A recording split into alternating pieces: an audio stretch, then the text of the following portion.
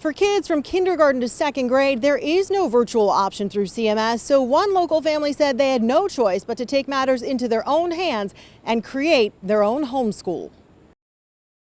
The Wallace family home stays hectic. Liam is 7, Mary Emma 9, Charlie is 11, and he has Down syndrome and respiratory issues that have landed him in the hospital several times over the years.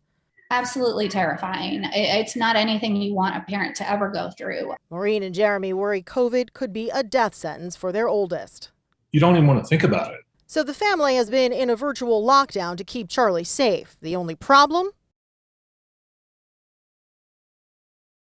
School. CMS didn't offer a virtual option for K through 2, meaning there was no option for Charlie's little brother. We're trying to stay locked down. We're trying to keep Charlie safe, and a first grader going off to school. It just really defeats the purpose of keeping the other two virtual. It's no longer a bubble if you bust the bubble and somebody goes out and runs the risk of bringing something back. Yeah. I just don't understand where they decided that K through second would just go to school. I mean, I don't understand what the reasoning behind having some kids come to school and having an option for other kids to be virtual. CMS told us in an emailed statement, quote, the district is not offering a K through 2 virtual option because of the foundational learning element students experience in those grades, and thus in-person learning is critical. No kidding, we agree.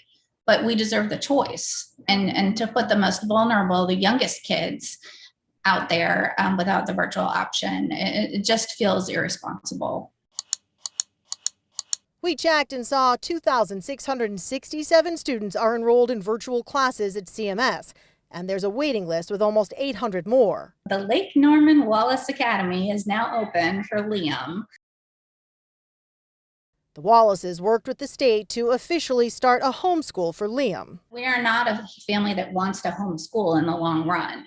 We know how important the social aspects of it are. And not to be dramatic, but social is only beneficial if you're alive. You have to survive a global pandemic in order to be in school. I think they're just not thinking of the option. They're not thinking of the realities. Yes, K through 2 learns better in person, but the reality of this situation and many others is that they have a medically fragile child, and that child doesn't live in a bubble, they have siblings.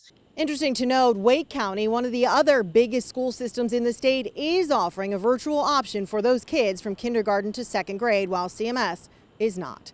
Reporting in Charlotte, Michelle Bowden, WCNC Charlotte.